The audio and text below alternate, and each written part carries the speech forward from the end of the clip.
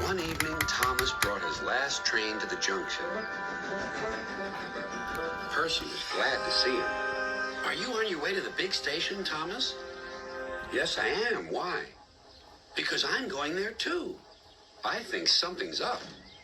Toby looked up at the sky. Where?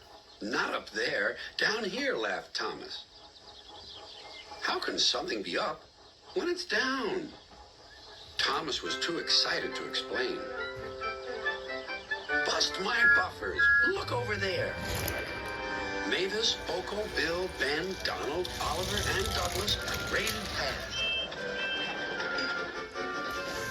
Good evening, you three, whistled Donald. Aren't we all a fine sight? Very splendid indeed, admired Toby. Sorry we can't stop. Sir Topham Hatt wants us all together at the station.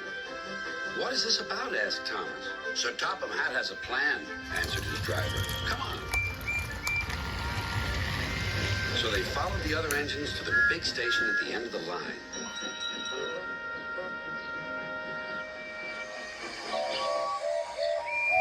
Silence, called Sir Topham Hatt.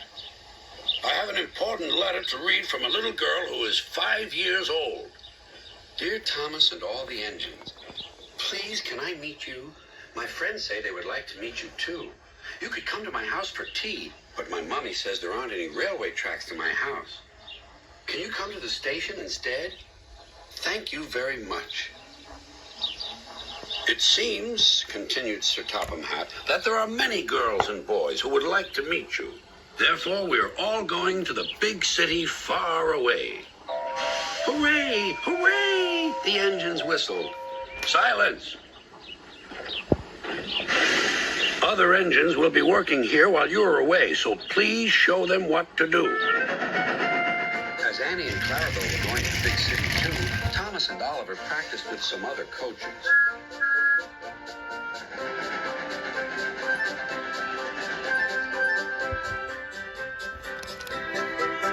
Thomas grew more and more excited. Too excited for his own good.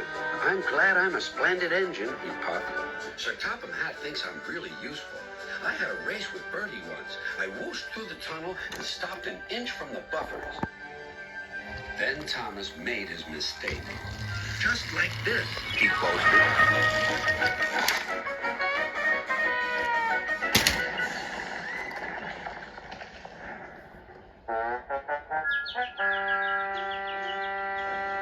No one was hurt, but Thomas's front was badly bent.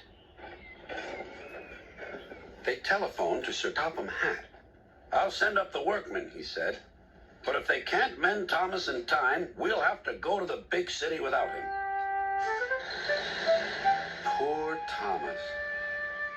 8 o'clock next morning, the engines waited at the junction. Toby and Percy were each on a truck, and Duck had pushed them into place behind Edward. Gordon, James, and Henry were waiting to lead off. They whistled impatiently. Sir Topham Hatt looked at his watch. I'll wait 1 more minute for Thomas, then we have to go.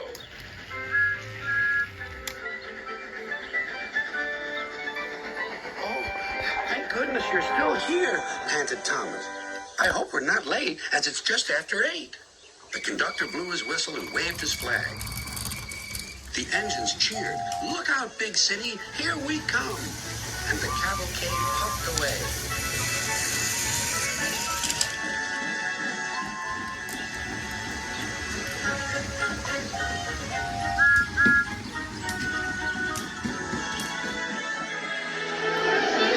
Later in the big city, all the engines were lined up in a splendid shed. The children were delighted to meet their friends. I'm glad the little girl wrote to us, whispered Thomas to Percy. Isn't it wonderful what happiness a letter can bring?